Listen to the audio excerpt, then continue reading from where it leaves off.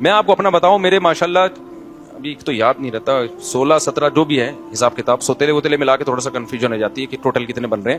خیر, تو اب ان میں بہت سے بڑے بھی ہو گئے ہیں.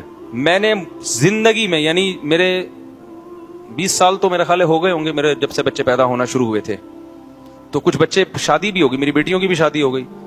میں نے اس 20 سال کے عرصے میں اپنے بچوں کو شاید 2 دفعہ پوری زندگی میں کسی بچے پہ ہاتھ اٹھایا ہو, وہ بھی 1 یا 2 تھپڑ, یا بہت زیادہ 3 تھپڑ سے زیادہ نہیں مارا ہوگا, وہ بھی نماز نہ پڑھنے پر. سمجھ میں آ رہی بات؟ اور ایک بچے کے میں نے 2-3 تھپڑ مارے تھے, وہ بالکل بھی اسکول نہیں جا رہا تھا. جب اسکول کا موقع آتا نا, وہ ایسے بن جاتا ہے جیسے اس پہ پتہ نہیں کوئی دجال نکل آیا ہے, دجال کہیں سے دریافت ہو گیا اور یہ اس کی ٹینشن میں. نہ ٹیوشن پڑھ کے دے رہا, نہ یہ ان کے استاذ بھی یہی بیٹھے ہوئے. تو جب بہت زیادہ ہو گئی, پھر بھی میں نے کہا نہیں بھائی, آرام سے چلا جائے گا. گھر والوں نے کہا بھائی تھوڑا سختی کریں, تو روزانہ اسکول نہیں جا رہا ہے, پڑھ کے ہی نہیں دے رہا. پھر مجھے اپنا زمانہ یاد آیا کہ میں بھی نہیں جاتا تھا, تو ابا نے ایک دفعہ طبیعت سے اگلے پچھلے گناہ میرے معاف کر دیے تھے, تو اگلے دن سے جانا شروع ہو گیا تھا میں. ٹھیک ہے نا, مجھے وہ واقعہ یاد آ رہا, لیکن میں نے کہا نہیں, بچوں پہ ہاتھ نہیں اٹھتا یار. بچے ایسے پیارے ہوتے ہیں, ایسے معصوم ہوتے ہیں, تو دل ہی نہیں چاہتا ان کو یار, ان کی کیا, وہ تو غلطی بھی کر رہے ہیں تو ہمیں تو اس پہ بھی ہنسی آ رہی ہوتی ہے. صبح جب وہ اٹھتا تھا نا, ایسے جیسے قبر سے کسی مردے کو اکھاڑ رہے ہو, مجھے ہنسی آتی تھی اس پہ کہ یار اس پہ موت آ رہی ہے.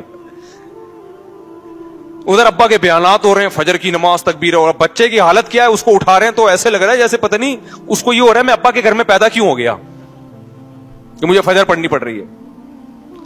تو اب 8-9 سال اس کی عمر تھی, تو زیادہ ہو گیا. پھر میں نے کہا یار یہ بالکل ہی اسکول نہیں جا رہا ہے. تو پھر ایک دن ہم نے طبیعت کا مطلب 4-5 تھپڑ لگائے ہوں گے, اس سے زیادہ نہیں. تو چند دن کے لیے جانا شروع ہو گیا. پھر وہی پوستی پن, نہیں جا رہا. میں نے کہا بھاڑ میں جائے, نہیں جائے, ٹماٹر بیچے گا یہ, جاؤ. کیونکہ اب یہ تھوڑی کہ جنگلی بن جائے یار بچوں کو مار مار کے. نہیں لگ رہا ہے, ہر آدمی کو ہر کام کے لیے اللہ نے پیدا نہیں کیا. پھر اس کو حفظ میں ڈالا, حفظ ہی نہیں کر کے دے رہا. دوسرا بھائی ہے ماشاءاللہ, ٹھکا ٹھک نکل گیا, حافظ بن گیا. تراویح پڑھائی اس دفعہ اس نے گھر میں, یہ والا پڑھ کے ہی نہیں دے رہا. جو کام بولو اس پہ پتہ نہیں. پھر میں نے ڈاکٹر کو بتایا, میں نے کہا کوئی سیٹنگ تو نہیں آؤٹ ہوئی بھائی اس کی, کوئی ملٹی وٹامن دی ہے اس نے, کوئی طاقت کی دوا دی. ابھی میرا ارادہ ہے اس کو ساری سیٹنگ کروا لوں. کوئی وٹامن بھی بعض دفعہ آگے پیچھے ہو جاتے ہیں بچوں کے, تو ایک ٹیسٹ کروانے کا میرا ارادہ ہے کہ لیب میں ٹیسٹ کروا دوں, کوئی کمی ہو رہی ہے. لیکن پھر بھی اگر نہیں ہوگا تو پھر بھائی ہم کیا کریں گے, بس اس پہ خوش ہوں گے. الحمدللہ سٹا نہیں لگاتا, الحمدللہ غلط لڑکوں میں بیٹھ نہیں رہا ہے. بڑا ہو جائے گا خود ہی اپنا مستقبل سمجھ لے گا. ابھی تو بس یہ کرو کہ غلط صحبت میں نہ بیٹھے, نہ پڑھے یار. نہیں پڑھ کے دے رہا, سب لوگوں کو اللہ نے پڑھنے کے لیے پیدا نہیں کیا. تو میرے گھر والے کہہ رہے تھے کہ اس کے ٹماٹر بکوانے سے کیا کرنا ہے, اس کو کچھ تو کہیں تو لگاؤ. میں نے کہا مجھے لگ رہا ہے کہ میں جو بیانات میں مثال دیتا ہوں نا کہ زیادہ ٹینشن نہ لو, تو کیا ہوگا, زیادہ زیادہ ٹماٹر بیچے گا, تو وہ اللہ نے شاید سن لی ہے میری. اللہ کہہ کے سب سے پہلے تیرے اوپر فٹ کروں گا. تو مجھے کوئی ٹینشن نہیں ہے, میں کیوں ٹینشن لوں. میں تو یار, میں جب سفر سے آتا ہوں سلام کرتا ہے, خوش ہوتا ہے. بچے تو ایسے ہی ہوتے ہیں نا, ابا کے آنے سے کھلونے. ابھی بقرعید ہے, وہ شور مچا کے رکھا ہوا ہے, گائے چاہیے گائے چاہیے گائے چاہیے. تو ہمیں تو جب یہ بچوں سے یہ خوشی مل رہی ہے, تو بڑے ہو کے بھی بہت سے پڑھ لیتے ہیں. میں تو بڑے ہو کے ہی پڑھا ہوں بھائی, بچپن میں تو ہم نہیں پڑھے. ہم نے تو بچپن میں پٹے بھی, مارے بھی کھائی. اسکول تو جانا شروع ہو گئے تو پڑھ کے پھر ہم تو پڑھ لکھ لو, کچھ کام کے بن جاؤ گے. میں تو بڑے ہو کے پڑھائی شروع کی ہے. حفظ بھی میں نے بڑے ہو کر کیا ہے, بچپن میں حفظ نہیں کیا. بڑے ہو کر, میں پورے مولوی بننے کے بعد میں نے حفظ کیا ہے. ٹھیک ہے نا, اپنے طور پر حفظ کر لیا. تو جب شوق ہوتا ہے تو سب کچھ ہے. اگر چترول لگا لگا کے بچے کو آپ نے انسان بنانے کی کوشش کی نا, تو پتہ نہیں کیا بن جائے گا وہ. ہاں, نشے وال میں نہ بیٹھنے دو کہ بچہ چرس پی رہا تھا, آپ نے کہا محبت سے سمجھایا, دوبارہ چرس پینے لگا. اب نہیں, یہ چیز برداشت کے قابل نہیں ہے. پھر تو اس کو بند کرنا پڑے گا گھر کے اندر. پھر بھی مار دھاڑ کے بجائے کوئی اور طریقے اختیار کرو, گھر میں بند کر دو اس کو, بری ایکٹیویٹیز سے روکو. سمجھتے ہو کہ نہیں سمجھتے ہو؟ تو اس لیے باپ کو بھی چاہیے بھائی بچوں کو محبت دے, وہ تمیز سے سمجھائے, ان کو رسپیکٹ دے, ان کو یہ احساس ہو کہ ابا ہمارا. دیکھو, جس باپ کے گھر میں آنے سے بچوں کو خوشی کے بجائے ٹینشن ہونا شروع ہو جائے, وہ کامیاب باپ بولو نہیں. اب چونکہ مجھے اپنے ابا یاد آنے لگتے ہیں نا, تو پھر میں ذرا جذباتی ہو جاتا ہوں. وہ ہمارے ابا جب گھر میں آتے تھے ہمیں خوشی ہوتی تھی. ہم پنجاب گئے ہوئے تھے, 2 مہینے کی چھٹیاں ہم پنجاب میں گزارتے تھے. تو ہمارے ابا یہیں ہوتے تھے, تو ہمیں پتا چلا ہمارے ابا بھی آ رہے ہیں, تو ہمیں اتنی خوشی, یار ابو بھی ہمارے ساتھ یہیں رہیں گے چھٹیوں میں. تو اگر کوئی کسی باپ کے گھر میں آنے سے بچوں کو ہو رہی ہے خوشی, تو اس کا مطلب وہ ابا کیا ہے؟ صحیح ہے. اور جہاں بچوں کو کہ یار ابا ہے نا پھر آ رہے ہیں, ٹھیک ہے, تو یہ مطلب ہے کہ یہ ہو سکتا ہے ابا میں فالٹ ہو. بعض دفعہ اولاد میں بھی فالٹ ہوتا ہے, وہ ایسی الٹی حرکتیں کر رہے ہوتے ہیں کہ ابا آنے سے پتا ہے کہ ڈانٹ پڑے گی, لیکن یہ ابا کے بھی تھوڑے سے فالٹ ہونے کی علامت ہے. تو بچپن سے کنٹرول کرو, بری صحبت سے بچاؤ. بچہ فطرت پہ پیدا ہوتا ہے, حدیث میں آتا ہے کلو مولود یولد علی الفطرہ, ہر بچہ نیک ہی پیدا ہوتا ہے, اس کو ماحول بگاڑتا ہے. تو بچے کی تربیت کرنا کوئی مشکل کام نہیں ہے, بس بگڑنے سے بچا لو اس کو. اس کے دوستوں پہ نظر رکھو. میں اس کی نظر کوشش کرتا ہوں کہ بیٹھ کن لوگوں میں رہا ہے, ایسا نہ ہو کہ غلط لڑکوں میں بیٹھنا. اور یہ اسکول خراب کرتے ہیں. اچھے اچھے گھروں کے بچے ہم نے اسکولوں میں بگڑتے ہوئے دیکھے ہیں.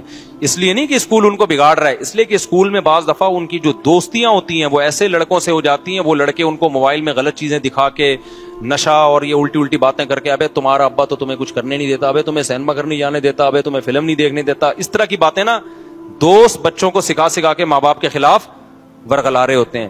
بلکہ ایسی باتوں سے عورتیں بعض دفعہ عورت کو شوہر کے خلاف ورغلاتی ہیں. میرے سامنے ایک طلاق کا کیس آیا, ایک میاں بیوی کی بہترین زندگی گزر رہی تھی, آسٹریلیا میں تھے وہ. شوہر آسٹریلیا سے موو کر کے, بہت پرانا قصہ ہو گیا, بہت مشکل ہے کہ اصل تک پہنچے. وہ شوہر آسٹریلیا سے موو کر کے جاب کے سلسلے میں بینکاک آ گئے. وہ بندہ کہتا ہے کہ میں نے اپنی بیوی, میری بیوی کے ساتھ بہت اچھی گزر رہی تھی. تو کہتا ہے کہ میں نے کیا کیا, اپنی بیوی کو ایک درس قرآن میں بھیجنا شروع کر دیا. اب درس قرآن سے تو اور محبت پیدا ہوگی نا, لیکن الٹا کام شروع ہو گیا. کہہ رہے میری بیگم کیا ہوئی, اس کے جو تیور ہے نا روزانہ میں نے دیکھا بدل رہے ہیں. اس کی مجھ سے وہ محبت نہیں جو پہلے تھی, اور مجھ سے مطالبہ شروع کرنے لگی آسٹریلیا رہنا ہے مجھے. تھائی لینڈ آسٹریلیا کی نسبت تو تھوڑا سا کم لیول کا ہے نا, اور مجھے یہاں نہیں رہنا, مجھے فلانی ملک میں رہنا ہے. اور یہ کہہ رہے ساری ضرورتیں پوری کر رہا ہوں. میں حیران تھا کہ درس قرآن میں جا کے بگڑ کیوں رہی ہے. پتہ یہ چلا کہ وہاں کچھ خواتین بیٹھی ہوئی ہیں جنہوں نے اس سے دوستی لگا لی ہے, اور وہ اس کو ورغلا رہی ہیں. آئی بات سمجھ میں؟ درس میں تو یہی میاں بیوی کے حقوق بیان کیے جا رہے ہیں, درس دینے والے بھی بڑے اچھے آدمی تھے, لیکن عورت کیا کر رہی ہے, وہاں کوئی فسادی عورت تھی, وہ کیا کر رہی ہے. تو بھائی تم آسٹریلیا جیسے کنٹری کو چھوڑ کر یہاں آ گئی, تمہارا دماغ خراب ہے. اب وہ بندے کی مجبوری ہے, وہ کہہ رہے ہیں آسٹریلیا کا ماحول تھائی لینڈ سے زیادہ خراب تھا ان کے بقول. وہاں بچے کے بگڑنے کا چانس, تھائی لینڈ میں گیا ہوں, دو دفعہ گیا ہوں. تھائی لینڈ میں مخصوص علاقے تو ہیں جہاں بہت زیادہ بے حیائی ہے. نارمل جو گھروں کے حالات ہیں وہ یورپ سے اچھے ہیں, یعنی بچے آرڈر پہ نہیں بگاڑے جاتے وہاں پہ. تبھی انڈیا کی بہت ساری فیملیز تھائی لینڈ موو کر گئی ہیں. تو کوئی بھی بینکاک یا تھائی لینڈ جا رہا ہو نا, تو فوراً فتوانہ لگا دیا کرو عیاشی کرنے جا رہا ہے. بعض دفعہ عیاشی سے بچنے کے لیے جا رہا ہوتا ہے, کیونکہ دنیا کے حالات اس سے بھی زیادہ خراب ہو چکے ہیں بہت سے علاقوں کے. کہہ رہا ہے نتیجہ کیا نکلا, اتنی تو میں اتنے مسائل ہوئے نا کہ بالآخر طلاق ہوئی ہے ہمارے درمیان. اور کہہ رہے میں یہ سوچتا تھا کہ میں نے اس کو درس قرآن میں کیوں بھیجا. تو درس قرآن نے اس کو نہیں بگاڑا, اس کو بگاڑا کس نے. اور پھر وہ خاتون کورٹ سے بچے بھی لے کے غائب, بیٹیاں لے کے غائب. اور وہ بیچارہ میرے پاس آ کے رو رہا تھا, کہہ رہے میرا دل چاہتا ہے میں خودکشی کر لوں, کیونکہ بیوی تو گئی, بیٹیاں بھی کس کو دی ہیں کورٹ نے. ایک پاکستانی عدالت میں کیس چلا تھا, نیشنل یہیں کے تھے, وہ پاکستان آ گئی تھی, پھر پاکستان سے بچوں کو لے کے آسٹریلیا چلی گئی. اور پھر پتہ نہیں آسٹریلیا کے کورٹ سے کیا یا پاکستان سے کیا, مجھے پورا واقعہ یاد نہیں. کہہ رہے بچوں سے بھی گیا میں, اور بیٹیاں یاد کر کے نا ڈپریشن میں. کہہ رہے میں تھائی لینڈ چھوڑ نہیں سکتا, میری جاب اس ٹائپ کی ہے کہ میں چھوڑوں گا تو میں مسائل ہو جائیں گے. تو بعض دفعہ اچھا اسکول ہے, لیکن آپ کے کلاس فیلو آپ کے بچے کو کیا کر رہے ہوتے ہیں, بچے کی کلاس فیلو بگاڑ رہے ہوتے ہیں. ابے تو اپنے ابا کی کیوں مانتا, ابے تیرے ابا نے کیا دیا. خواتین بگڑ رہی ہوتی ہیں. مجھے یاد ہے جب میں نیا اس علاقے میں آیا تو میری مالی حالت زیادہ اچھی نہیں تھی اس وقت, اچھی تھی لیکن ایسا نہیں تھا کہ کوئی ڈیفینس یا گلشن اقبال میں جو ان کا اسٹیٹس زیادہ اچھا ہے. تو میرے گھر میں ایک سیکنڈ ہینڈ فریج لے کے رکھا ہوا تھا میں نے. ایک خاتون آئی, آپ کی وائف سے ملنا ہے, آپ کی وائف سے ملنا ہے, وائف سے ملنا ہے. آئیں اور چلی گئی اور لڑوا دیا ہم دونوں کو. میں حیران ہوں یار ان کو ہو کیا گیا. وہ خاتون نے کیا ہے, میاں آپ کے ممبر پہ باتیں تو بڑی بڑی بیویوں کے حقوق کے کرتے ہیں, یہ فریج لے کے دیا بھائی آپ. یہ بات ہوگی 2004 کی یا 3 کی. اور مسجد کا گھر تھا, مسجد والوں نے گھر دیا ہوا تھا مجھے. مسجد والے بھی آپ کو پتا ہے جو گھر دیتے ہیں نا اس میں چونا ہوتا ہے نا, کوئی یہ بھی نہیں تھا بہت ہی. وہ تو اب میں نے ریپیئر کروا کے کچھ, گھر تو اب بھی مسجد کا ہے لیکن کچھ اس کو ریپیئر کروا کے صحیح کر تاکہ کوئی خاتون آگے لڑوائے تو نہیں کم از کم.